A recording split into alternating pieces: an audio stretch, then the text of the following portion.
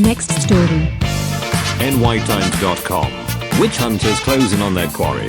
Trump guilty of all charges. Tabitha Stevens. 2 to 3 minutes. In a stunning verdict that could finally hold Donald Trump accountable for years of alleged lawlessness, a New York jury has found the former president guilty on all 34 felony counts he faced related to falsifying business records. Ding dong, the witch is dead, screamed Trump detractors outside the courthouse, dancing in jubilation. The charges stemmed from an indictment where prosecutors argued Trump intentionally doctored financial statements to disguise hush money payments to an adult film star on the eve of the 2016 presidential election. For years, Trump has railed against every investigation into his conduct as a malicious witch hunt perpetrated by his political enemies. Some of his most vociferous detractors embraced the moniker of witch hunter, noting that only a witch's glamour could have allowed a charlatan like Trump to charm so many for so long. But after this first trial victory for prosecutors, with additional trials looming on charges of election interference and mishandling classified documents,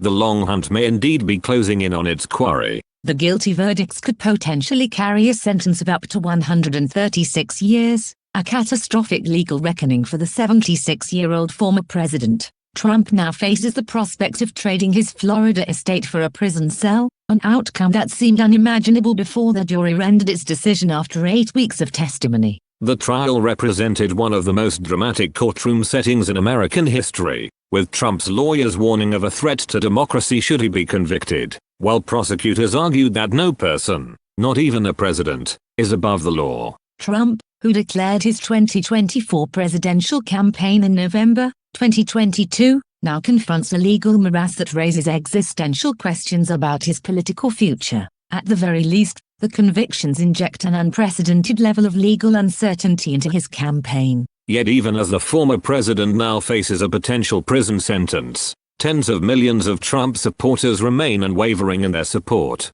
The prospect of a Trump conviction had long been floated and, for many of his backers, only fortified their belief in his victimization at the hands of his enemies. Nevertheless, the guilty verdicts represent a historic rebuke of the former president and the shattering of long-standing norms about holding U.S. presidents accountable equally under the law. What once seemed an improbable outcome, a U.S. president convicted of felonies, is now reality.